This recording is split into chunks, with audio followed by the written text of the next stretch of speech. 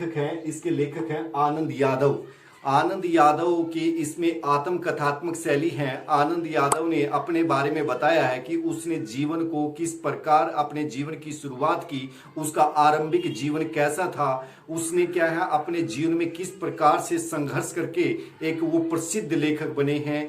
ठीक है, तो इस संघर्ष के बारे में, इस जूझता के बारे में, जूझ के बारे में बताया। उसने बताया कि वो जब एक छोटे बच्चे की तरह बताया कि जब वो क्या है, तो इस पाठ से उद्देश्य, इस पाठ की यह शिक्षा मिलती है इस पाठ से कि जो भी कोई भी कार्य होता है, अगर कोई लक्ष्य निर्धारित किया जाता है और हमारे हौसले बुलंद हैं, दृढ़ संकल्प है, ठीक है हमारा, तो कोई भी उस लक्ष्य को प्राप्त करने के लिए रोके नहीं सकता।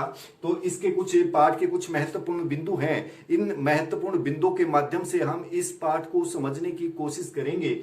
लेखक की परेशानी, लेखक की यह परेशानी थी कि उसके पिता ने क्या है, उसको 4th क्लास से 4थी क्लास से क्या हटा दिया था, और हटाने के बाद वो क्या है सारा दिन खेतों में काम करता था। ठीक है, और खाली समय में अपनी माँ का सहयोग करता था। तो लेखक की यह परेशानी रहती थी कि खेत, उसकी सोच यह थी स्टार्टिंग से ही, शुरुआत से ही, अगर खेत में एक आदमी काम करेगा तो तब भी इतनी इनकम होनी है, तब भी इतना लाभ होना, 2 करेंगे तो तब भी इतना होना है। तो उसने सोचा मैं क्यों नहीं पढ़ लिख कर क्या है कोई नौकरी प्राप्त कर लूं, कोई अपना काम शुरू कर सकूं, इसलिए क्या है मुझे पढ़ना लिखना चाहिए। तो उसकी लेखक की यह परेशानी थी, क्योंकि उसके पिताजी ने क्या उसको स्कूल से हटा दिया था 4th क्लास से, और वो उसका पिताजी क्या खेतों में कुछ भी काम नहीं करता था, सारी की सारी जिम्मेवारी लेखक को उसने दे दी थी। इसके बाद है माँ से मिलकर योजना बनाना। एक दिन क्या हुआ, जब खाली समय में वो अपनी माँ के साथ, उसकी माँ जब क्या है कंडे पाथ रही थी और वो पानी के साथ उसका सहयोग कर रहा था, तो उसने क्या है अपनी माँ से अपनी समस्या को बताया और कहा कि मेरे को क्या है स्कूल में जाना चाहिए ताकि मैं अपना जीवन, अपना भविष्य उज्जवल कर सकूं। ठीक है, तो वो कहता है कि आप मेरे दादाजी से, वहां बंगाल जो है तो वहां से दादाजी हैं वो पिताजी को बोलते हैं, ठीक है, आप मेरे पिताजी से क्यों नहीं कहती। वो कहती है कि तुम अपने पिताजी के स्वभाव के बारे में जानते हो, यदि मैंने उनसे तुम्हारी बात की तो वो जंगली सुअर की तरह मेरी तरफ दहाड़ेगा, मुझे मार डालेगा, इसलिए मैं उससे नहीं कह सकती। ठीक है, तो आप अपनी समस्या को आप ही रखो। लेकिन वो दोनों फिर योजना बनाते हैं, दत्ताजी राव देसाई से भेंट। फिर उनके मन में एक आता है, जो गांव का जो मुखिया है वो दत्ताजी राव है, बड़ा ही जमींदार है, गांव का सबसे बड़ा जमींदार आदमी है और सम्मानित व्यक्ति है, पूरा मान सम्मान सभी लोग उसका करते हैं, कोई भी उसकी बात को नहीं टालते। तो वो दोनों क्या है माँ बेटे उसके पास जाते हैं और उसकी माँ क्या है दीवार के पास अकेले से छिपकर सी खड़ी हो जाती है, क्योंकि हमारी ग्रामीण अपनी सभ्यता संस्कृति है, बड़ों के सामने नहीं वो करते। ठीक है, तो वो उसको दूर से ही उसको बोलती है कि जो ये लड़का है बेचारा ये पढ़ना चाहता है, लेकिन इसका पिताजी क्या है इसको पढ़ने नहीं देता, इसके खेतों के काम में इसको झोंक दिया है, सारा दिन ये क्या है खेतों में काम करता रहता है। ठीक है, अब तो खेतों में काम भी नहीं है, ठीक है, खेतों में अब काम भी नहीं है, ये पढ़ना चाहता है और वो पढ़ता नहीं है। वो क्या है सारा दिन क्या है शराब पीता है, आवारागर्दी में घूमता रहता है, और इस बच्चे को क्या उसने स्कूल से उठा दिया है, हटा दिया है। तो वो क्या है जो दत्ता, और वो लेकिन इसके साथ साथ ये भी कहती है कि आपने क्या है उनको ये नहीं बताना है कि हम दोनों यहाँ पर आए थे।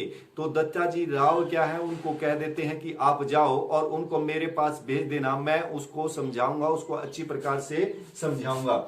उसके बाद है राव जी की योजना। राव जी ने योजना बनाई कि तुम उसको क्या है घर से जाकर उसको भेज देना, और थोड़ी देर के बाद उसे लड़के को कहा, लेखक को कहा कि थोड़ी देर के बाद तुम क्या है किसी बहाने से आ जाना। तो उसके बाद क्या है जब वो गई तो उसका लेखक का जब पिता घर पर आया तो उसने क्या है उसकी माँ ने, लेखक की माँ ने उसको कहा कि जो जमींदार हैं वो आपको याद करे थे, मैं उनके घर सब्जी देने के लिए गई थी, वो कहते कि तुम्हारा मालिक आजकल कहाँ रहता है, दिखाई नहीं देता, आज मेरे पास उसको भेजना। तो वो जब दत्ताराव जी का नाम सुना तो वो उसी समय क्या है उनसे मिलने के लिए चल पड़े, और जाकर जब वो गए तो थोड़ी देर के बाद उसने उसके खेती बाड़ी के बारे में पूछा, उसके परिवार के बारे में पूछा। थोड़ी देर के बाद लेखक वहां पहुंच जाता है और वो क्या है उसको खाने के बुलाने के बहाने पहुंच जाता है कि पिताजी खाना तैयार है, आप खाना खा लो। लेकिन जैसे ही वो लेखक वहां पहुंचता है तो जो दत्ता राव जी हैं उस लेखक से पूछ लेते हैं, अरे तू कौन सी क्लास में पढ़ता, कौन सी कक्षा में पढ़ता है? वो कहता है जी मैं पढ़ता नहीं, मैंने पढ़ाई छोड़ दी है। उसने कहा क्यों छोड़ दी है? क्योंकि खेतों में काम करना पड़ता है। वो कहते हैं कि तुम्हारे पिताजी क्या करते हैं? वो कहते हैं कुछ नहीं करते, सारा काम खेती बाड़ी का घर बार का मुझे ही संभालना पड़ता है। ठीक है, तो वो कहते हैं फिर तुम आगे क्या करोगे? वो कहता है कि मैं क्या बताऊं, मुझे नहीं पता कि मैं क्या कर सकता हूं आगे, लेकिन मेरे पिताजी ने क्या है मुझे पढ़ाई से उठा दिया है। तो जो दत्ताराव जी हैं उसे डांटते हुए उसके लेखक के पिताजी को कहते हैं कि तुमने इसको क्यों किया, क्यों नहीं स्कूल में इसको जाने देते, क्यों इसका तुम भविष्य बर्बाद करते हो? तो वो कहता है आगे, अगर तुम्हारे पास इसकी फीस नहीं है तो मैं इसकी फीस भी देने के लिए तैयार हूं, तुम आज ही इसे स्कूल में भेज दो। ठीक है जी। तो उसके कहते उसने 4th क्लास से 4थी क्लास से स्कूल छोड़ दिया था, लेकिन वो क्या है उसने उसकी बात को, जो लेखक का जो पिता है वो दत्ता राव जी की बात को इनकार नहीं कर सकता, टाल नहीं सकता था। उसने क्या है उसके पास है, हाँ भले ठीक है मैं कल से ही इसको स्कूल में भेज दूंगा। उसके बाद क्या है, पाठशाला भेजने के लिए दादा की शर्त। तो उसने उसके बाद क्या है जब वापस आए तो लेखक का जो पिताजी है उसका दादा है उसने शर्त रखी कि जो आपका स्कूल है वो 11 बजे शुरू होता है, 11 बजे से पहले आपने क्या है खेत में जाना है, खेत में पानी लगाना है, खेत में काम करना है, पशुओं की देखभाल करनी है और फिर आपने क्या है स्कूल में जाना है। जैसे स्कूल की छुट्टी होती है, स्कूल की छुट्टी होने के बाद आपने तुरंत क्या खेतों में ही जाना है। और कहता है कि जिस दिन खेत में ज्यादा काम हुआ तो उस दिन क्या आपने छुट्टी भी करनी पड़ सकती है।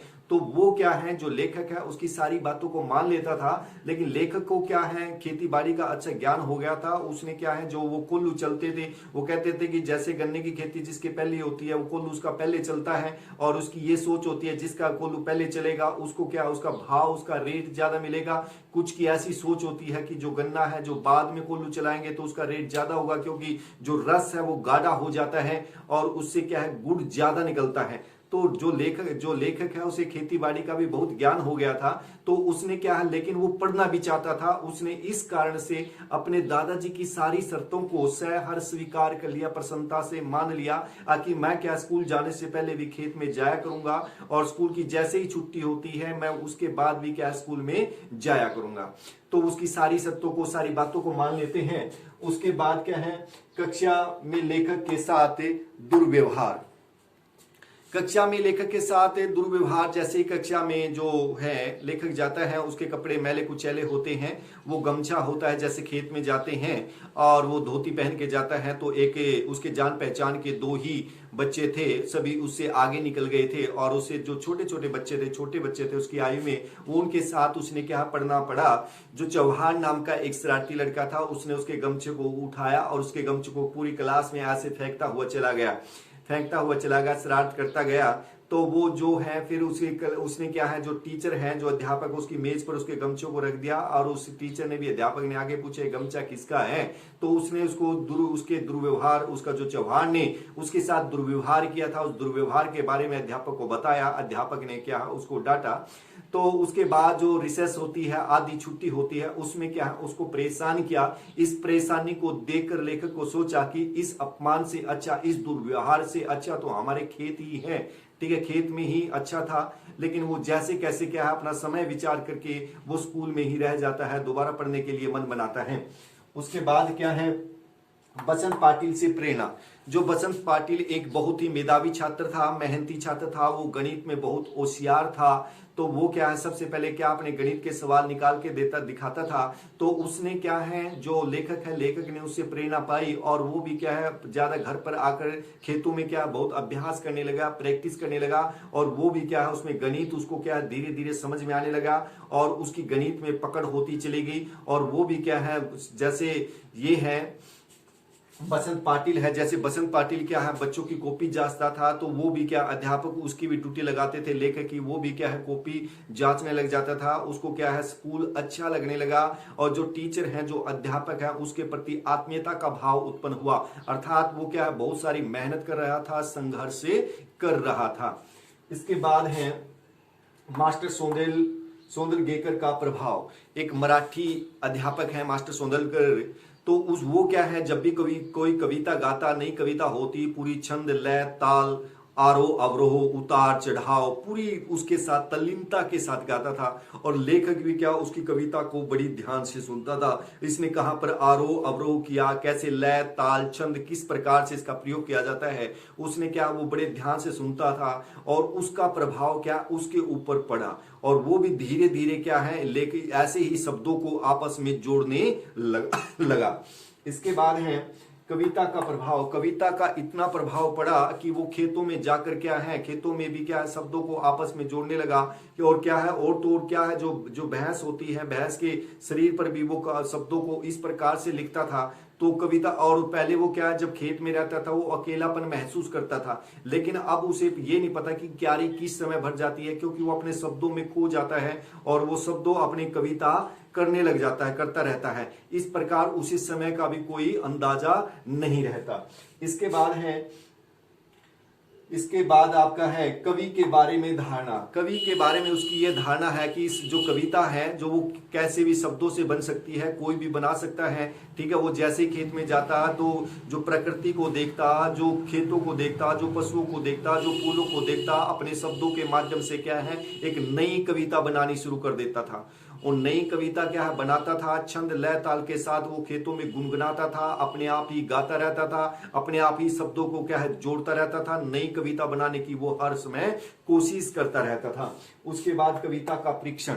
जो कविता है वो जैसे आज संडे है तो वो जब कोई भी कविता बनाता तो वो अपने क्या है जो मराठी का जो अध्यापक है उसको दिखाता, और वो क्या है उसमें जो गलतियां होती थी वो पूछता रहता था। उसके बाद क्या है उसका जो मराठी का जो अध्यापक है वो उसकी कविता को क्या है बड़े जो सीनियर बच्चे हैं, बड़े बच्चे हैं, उनके सामने इसको प्रस्तुत करता। और उसके बाद क्या है जो उसको वो दूसरों को दिखाता, उसको प्रेरित करता। तो एक दिन उनकी प्रेरणा से, उनके मोटिवेशन से जो आनंद यादव है बड़े प्रसिद्ध लेखक कवि बन गए थे।